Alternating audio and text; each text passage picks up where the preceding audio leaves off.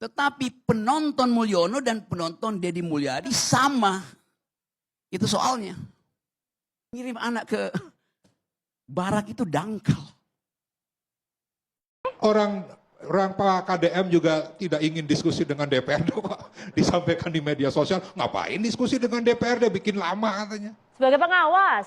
Iya makanya. Kalau saya pribadi melihat ini bukan pencitraan. Kecuali dia niat itu. Ada orang memang dia harus mempublish apa yang dia lakukan. Sekarang seorang pemimpin wilayah, bupati kah, wali kota. Di Bandung mungkin 2 bulan lalu itu ada orang minta saya satu panggung dengan. Jadi kemudian Kang Deddy bilang belum bisa karena lagi menstabilkan administrasi. Saya bilang ya serah, tapi bukan saya minta, saya diundang itu dan dia bersedia. Oke.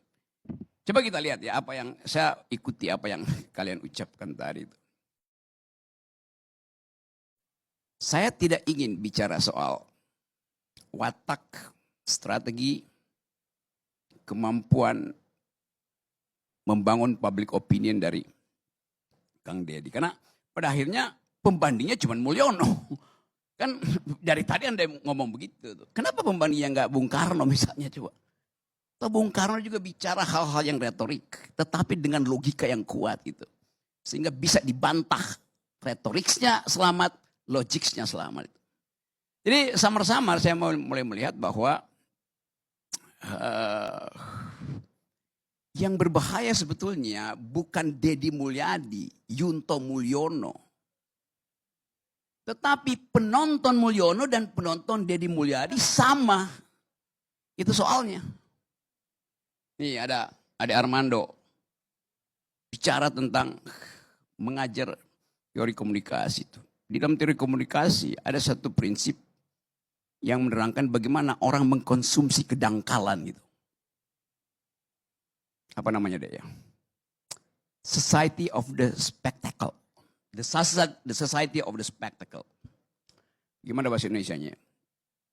Masyarakat yang doyan nonton kedangkalan, kira-kira itu tuh. Ada teorinya, betul. Ada ya. Dalam hal itu dia bermutu dalam soal memahami konsep-konsep dasar itu. Teori itu, dulu saya ngajar teori itu di jurusan filsafat. Itu bagian dari critical studies yang disponsori oleh pikiran-pikiran Marxisme itu kiri. Yang menganggap bahwa ucapan, penampilan itu komoditas. Jadi kita lagi menonton orang jualan komoditas yang namanya penampilan. Apa istilah tadi? Visualisasi, bukan visi. Di situ bedanya. Kita nggak dapat. Visualisasi Jokowi sampai sekarang seluruh rakyat Indonesia tahu.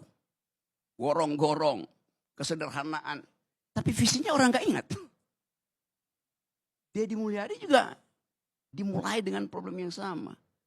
Tadi teman-teman pendukung Deddy Mulyadi mengatakan, yang penting visualisasinya bisa menghemat anggaran. Oh bagus.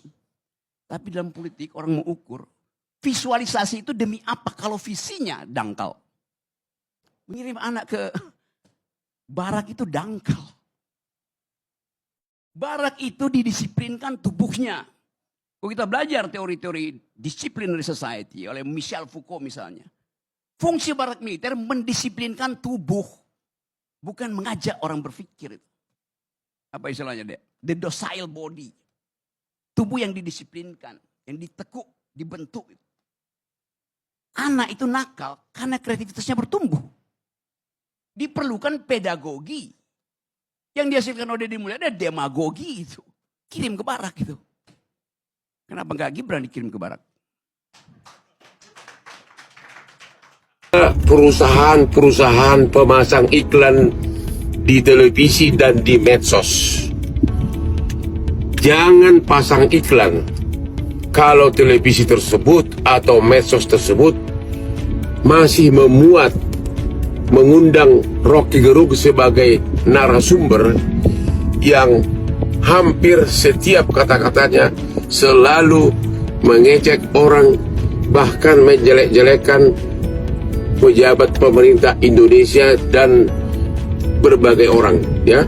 Jadi sekali lagi, kalau kau memang adalah pendukung pemerintah, jangan pasang iklan di televisi yang masih memuat, yang masih mengundang Rocky Gerung sebagai narasumber dalam berbagai diskusi yang omongan mulutnya selalu menjelek-jelekan bahkan menghina oknum-oknum pejabat pemerintah. Dan saran saya kepada pemerintah Indonesia, khususnya Pak Prabowo, agar Rocky Gerung dikirim ke barak tentara agar dilatih tubuh dan mulutnya, ya, agar dilatih tubuh dan mulutnya. Dan Hotman mendukung Deddy Mulyadi, Pejabat yang tidak bersekolah jumlahnya 658.831. Dropout 164.000, lulus tidak melanjutkan 198.000, dan belum pernah bersekolah 295.000. Jadi saya pikir Pak Gubernur punya tanggung jawab moral untuk menyelesaikan masalah besar ini dengan kajian yang mendalam daripada mencoba satu ide kebijakan tanpa dasar yang memadai. Ya, menurut saya DPRD. kalaupun memang sudah berjalan, yang bisa menyetop siapa? Sekarang saya tanya, yang bisa menyetop siapa? Nggak bisa. DPRD? Orang Pak KDM juga tidak ingin diskusi dengan DPRD kok. Disampaikan di media sosial, ngapain diskusi dengan DPRD, bikin lama katanya. Sebagai pengawas. Iya, makanya nanti kita lihat. Kita panggil dulu dinas pendidikannya, seperti apa. Nanti kita misalnya taruhlah 2 minggu ini nanti akan kita lihat benar nggak yang seperti Prof. Gamal tadi sampaikan. Malahan misalnya jangan-jangan anak yang ikut di barak militer ini keluar berkumpul lagi membentuk geng. Waduh. Kan bisa. Jangan ditakut-takutin Iya. Kang Ono. Jangan ditakut-takutin Kang. Jangan Saya, bikin resah. saya berpendapat begini, ya, maaf sebentar ya, saya agak ambil alih sedikit ya. Ya. Jadi saya mengharapkan kita bersama-sama di sini, anggota dewan, dari partai politik, dari profesor-profesor ya, bahwa ini kita ada goal yang besar tahun 2045, oke? Di situ kita bagaimana menyiapkan remaja-remaja kita, bukan kita nanti pemimpin di 2045, pasti mereka. Mari kita, kalaupun ada kekurangan, mari kita rapikan sama-sama. Dari anggaran, dari sistem, sebagai profesor, bagaimana memberi arahan. Pak Kalau kita Iskandar, setuju, ini sebentar. Saya sepakat Pak, gini Pak. Sebentar, Makanya saya bilang tadi merekonstruksi peraturan Yes. perundang-undangan.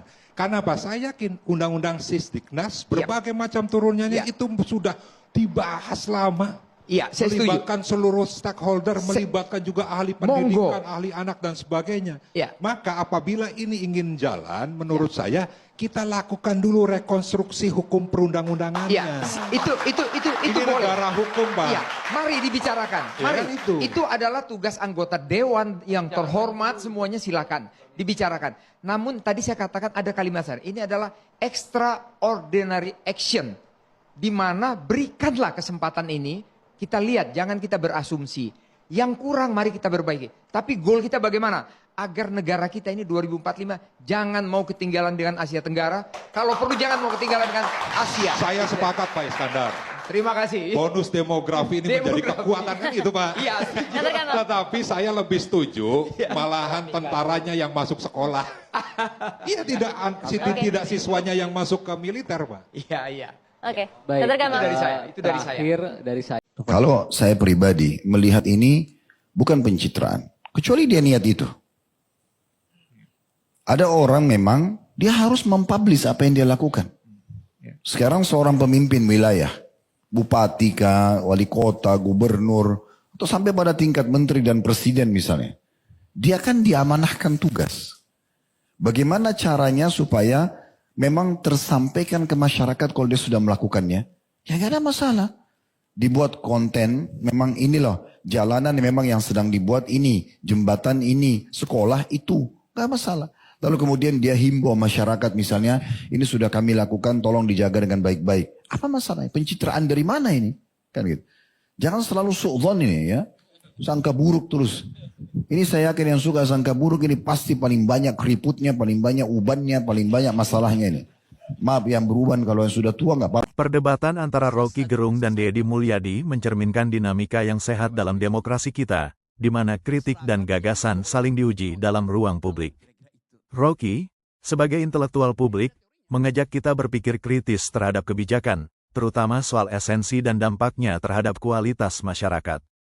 Ia menekankan pentingnya membangun daya pikir dan kebebasan intelektual, bukan hanya sekadar kedisiplinan fisik. Di sisi lain, Deddy Mulyadi menunjukkan komitmen terhadap aksi nyata dengan pendekatan langsung di masyarakat. Ia percaya bahwa perubahan tidak hanya datang dari teori, tetapi juga dari kerja konkret yang bisa dirasakan oleh rakyat kecil. Keduanya memiliki titik pandang yang berbeda, namun keduanya penting. Kritik intelektual perlu hadir untuk menjaga arah kebijakan tetap tajam secara visi, sementara kerja nyata di lapangan tetap menjadi tulang punggung kesejahteraan masyarakat. Alih-alih mempertentangkan keduanya, kita justru bisa melihatnya sebagai pelengkap. Pemikiran kritis perlu diimbangi oleh tindakan konkret, dan sebaliknya, tindakan harus terus dikawal oleh nalar dan etika publik. Dari sini, kita belajar bahwa membangun bangsa butuh kerjasama antara ide dan aksi. Berikut tanggapan Deddy Mulyadi atas kritikan Bung Rocky Gerung. Saya memilih menjadi orang yang berpikiran dangkal, tapi melahirkan hamparan tanaman. Daripada mengaku pikirannya dalam, hanya membuat banyak orang tenggelam. Bagi semuanya, kita hadapi berbagai kritikan dengan senyuman. Salam bahagia, sehat selalu, dengan melangkah hidup akan menjadi berkah.